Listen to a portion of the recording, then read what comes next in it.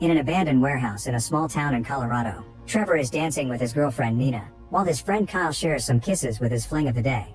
Suddenly Kyle coughs some blood, but his girl keeps kissing him anyway. Trevor and Nina are disgusted by this and go to another room, where something is running in the shadows. Meanwhile, the town wakes up to discover the state has sent military forces to organize a 24-hour-long quarantine. The roads are blocked so nobody is allowed to leave or enter the town. Soon a traffic jam takes over the road and people start to complain about the situation, even arguing with the soldiers because no explanation has been given. A couple in particular are desperate to leave because they want to take their sick son to a hospital in the city. Corporal Sarah convinces them to take the boy to the hospital in town because the army has brought specialists who are already checking on sick people. Then she asks Captain Rhodes if the specialist's story is true, but Rhodes reminds her to shut up and follow orders.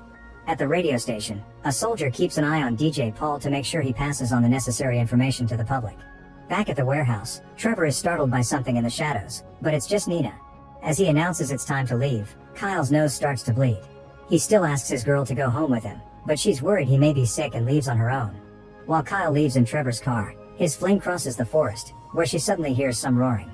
She tries to run away as the mysterious creature chases after her, but sadly she trips and rolls on the ground until she falls in the water.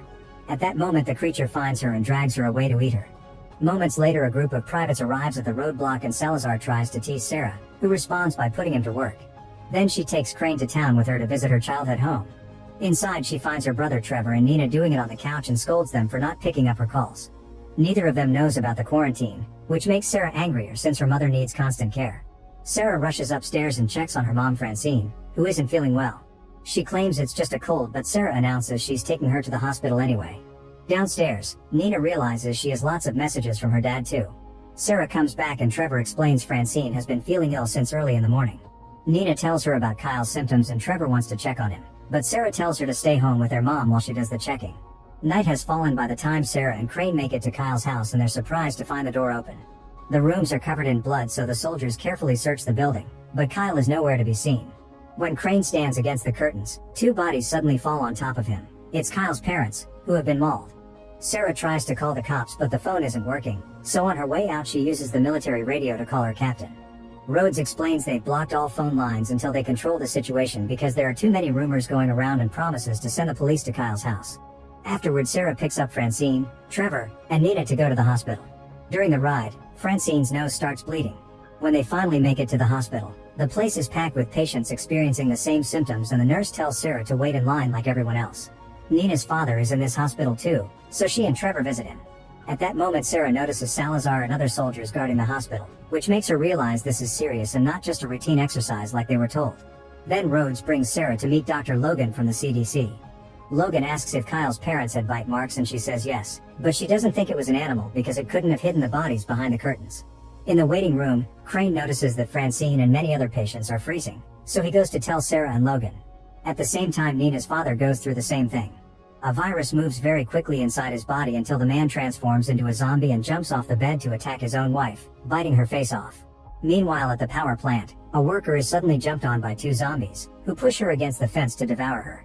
The shaking of the fence plus the falling blood causes a short circuit that lights both zombies on fire. As the plant's machinery starts failing, the town's lights begin to malfunction too. There are some zombies driving around and soon their cars crash in the middle of the street, sending a body flying. At Kyle's home, 3 cops are searching the rooms and find a third body between the dead couple. It's Kyle himself, who has become a zombie and now jumps on the cops to try to kill them all, not caring about their guns. At the radio station, Paul and his guard soldier hear all the screaming and look out the window to discover the zombies dragging humans away to feed. The soldier runs outside to help the civilians, only for a bunch of zombies to ambush him and take him away to eat him too. Paul sees another zombie coming after him, so he rushes back into the radio station and locks the door. In the hospital, the backup generators bring the power back just in time for the frozen people to become zombies too. They all go crazy and start attacking any normal human they can reach. Trevor and Nina run out of her father's room and watch in shock how a zombie walks on the ceiling to then jump on a nurse. Some zombies see them and come after them, so the couple begins running away and tosses any object they can find to slow the creatures down. They make it through the back door and block it with a trash container, but there are other zombies already outside, so the couple runs to escape by jumping over the fence. Inside, the chaos and massacre are getting worse as blood is spilled all over the place. Almost no humans are left and there are too many zombies to fight at the same time, so Rhodes runs into an empty corridor and blocks the door to keep the zombies out. Sarah finds him and asks about her mother, but there's no chance of finding her now. Then Rhodes opens another door to find an exit, only for a bunch of zombies to come out. He manages to push a few off, but soon there are too many creatures to handle and Rhodes is captured to be devoured. Seeing this, Sarah, Logan, and Crane run to another corridor to find an empty room to hide in. Logan pushes Crane to go first, causing him to drop the car keys. A zombie notices Crane on the floor and tries to attack him, but Sarah drags him into the room just in time and locks the door. A furious Crane pushes Logan for what he did, yet Logan pretends he doesn't know what Crane means. After Sarah and Crane push some furniture in front of the door, the group looks out the window and notices the zombies have taken over the parking lot too. Since Crane doesn't have a gun and Sarah's isn't loaded, she says they should make Molotov bombs to distract the zombies and escape in a car. Since Crane lost Sarah's car keys, she decides they should find Rhodes' keys to escape in his car instead. Meanwhile, Travis and Nina are running through the forest, where they encounter dozens of dead bodies on the ground. A body even tries snapping at them, only to fall dead again. Eventually the couple makes it downtown and they find a massacre here as well. However, they notice someone sane inside the radio station, so they wait until the main street is clear to run to the station's front door. They start pounding on it and the noise gets the attention of a zombie, who begins running toward them. Thankfully, Paul opens the door and lets them in before the zombie can reach them. Then Paul takes them to the main room where they find the couple from the beginning, who reveals their son is dead. At that moment the wife starts coughing, but she swears it's a cold she caught before it all began. Paul coughs as well, yet Nina doesn't know of trusting them. Trevor rushes to the radio equipment to send out a message with their location and warn people not to go to the hospital. This message is played by a car radio and heard by Francine, who is also a zombie now. Back to Sarah and Craig, they climb into the vents and move as fast as possible to avoid the zombies trying to reach them through the grills. They eventually find the room with Rhodes' body, so Sarah jumps down, only to be attacked by someone coming out of the cabinet. She quickly defends herself and discovers it's just Salazar, who hid in the cabinet before everyone went crazy. They take the car keys and get back in the vents, unaware that Rhodes is waking up as a zombie and eating his own eye. Then he grabs Sarah and uses her as a counterweight to get into the vents since he doesn't have legs. Sarah kicks his face to force him to let go and begins moving faster. In another room, the zombies hit the vents with mops and other tools until they manage to break it, causing Sarah's legs to fall through the hole. Those creatures keep trying to grab her feet and Rhodes is coming closer. However, Salazar comes back for Sarah and pulls her out of the hole just in time. They rush back into the room with Logan, and when Crane tries to close the vent, Rhodes appears and bites his hand. Sarah immediately grabs some bleach and pours it on the wound, hoping to disinfect it. A wary Salazar takes out his gun and gets ready to shoot, but Sarah protects Crane and Logan points out the bleach has a chance to work. Rhodes keeps making noises in the vent and Salazar shoots him to finally kill him. When Sarah promises she'll kill Crane if he turns, Salazar finally puts down his gun. Afterward, the group makes some weapons with whatever they can find in the room and Sarah takes one of Salazar's guns. Crane breaks the window with a chair and they jump out to finally leave the hospital. A zombie immediately appears, yet Sarah's shots do nothing, so Salazar has to teach her that only a shot to the head will kill a zombie. There are more enemies incoming and the soldiers work together to fight them all while Logan only stares. The tools they made turn out to be pretty good and soon all the zombies surrounding them go down. Unfortunately, the zombies inside the hospital start jumping through the windows as well. The soldiers keep on fighting, killing their enemies by smashing their heads or just outright decapitating them. While everyone is distracted, Logan reveals he has his own car and runs toward it. A woman tries asking for his help, however he just pushes her toward a zombie to keep it at bay before getting into the car and driving off. The others notice this and curse Logan's name, but there's no time to complain because more zombies are coming. Hiding behind a car, they light a bunch of Molotov bombs and throw them at the zombies, creating a big fire that slowly burns the creatures to death. Then they run to Rhodes' car and have to kill a few zombies that avoided the flames before getting into the vehicle. More creatures show up and try to hold on to the car, so Sarah drives quickly to make them fall off. The group finally leaves the hospital, and as they drive through town, they see death and destruction everywhere. Eventually they find a gun store, so Sarah ties Crane up in the car just in case before entering the shop with Salazar. Unfortunately, Crane starts bleeding and by the time the others come back with a bunch of weapons, he's already a zombie. Salazar wants to kill him, but Sarah convinces him not to do it because Crane is harmless and already restrained. Then they drive away before zombies get too close. At the radio station, a zombie is trying to get inside using the emergency ladder, but Trevor throws a TV on his head to kill him. When he goes back inside, Nina shows him that the tissues in the garbage can have blood. She grabs a knife and threatens the adults to make them confess who is bleeding, however they keep blaming each other instead. Suddenly Paul freezes and begins transforming into a zombie, so a panicking Nina stabs his head to kill him. Trevor uses the radio again to send a new message through. The soldiers are about to leave town, but when Sarah hears her brother's voice she turns the car around, running over every zombie to avoid losing time. At the station, Trevor looks out the window and sees Francine, so he runs out to meet her and ignores Nina's warnings. Francine is too far gone and tries to attack her son, but Sarah arrives and runs her over with the car. A crying Trevor can't believe she did that, and Sarah has to remind him it wasn't their mother anymore. Meanwhile, Nina runs upstairs to tell the old couple that they're leaving, only to find the room mysteriously empty. When she looks behind the couch, she finds the husband dead. The zombified wife appears behind her and tackles her to the ground, so Nina has to start fighting her using any object she can find in the room and even breaking the furniture. At that moment, Trevor comes in and they start fighting her together with excellent teamwork. Outside, Salazar notices some survivors stuck behind a gate. They start climbing it to reach the soldiers, but zombies appear behind them and devour them. At that moment, Trevor and Nina push the monstrous wife through the window, and as soon as she lands, Salazar and Sarah shoot her to death.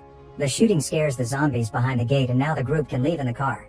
During the ride, Salazar wonders why Crane won't attack them, and Sarah remembers Crane's vegetarian. Salazar still keeps on mocking and threatening Crane, clearly not trusting him. When they finally make it to the roadblock, they discover that the rest of the soldiers have also become zombies. One of them tries to reach inside the car, so Trevor comes out and shoots him.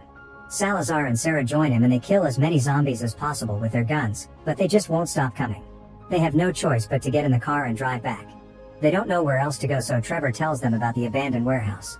Sarah takes the car through the woods and they notice Kyle running among the trees. He jumps ahead and breaks the car's front window, causing it to lose control.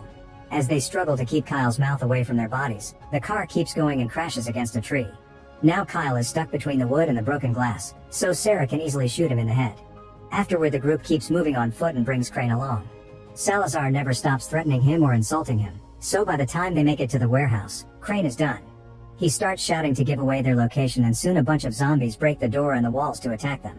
The humans open fire, but there are too many enemies to deal with, so Trevor tells his friends to follow him. While the group goes downstairs to the basement, the zombies aggressively surround Crane.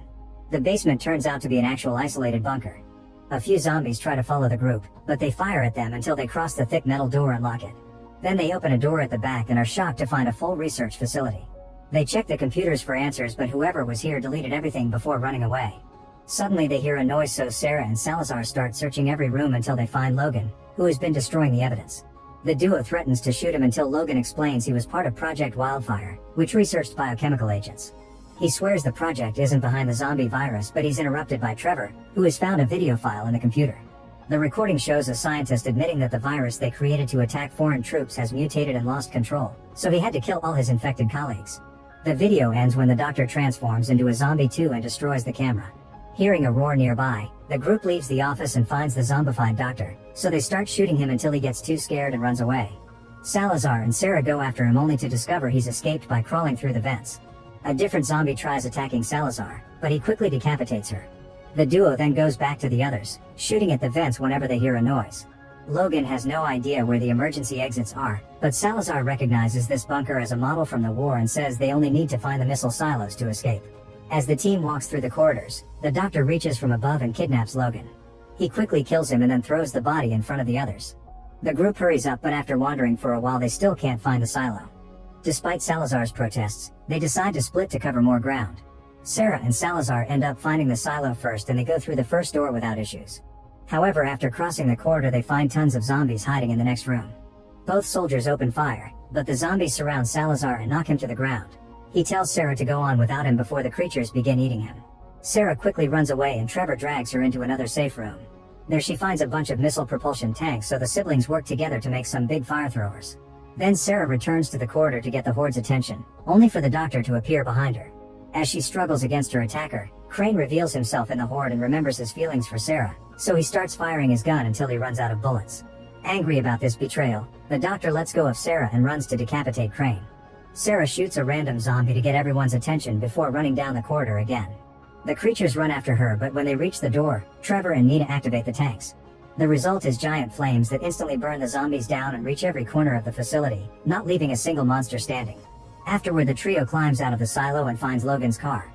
As they drive away, they hear on the radio that the virus has been fully contained. However, on the road a zombie is on the loose. Make sure to subscribe and turn on notifications so you can watch more videos like this. Thanks for watching.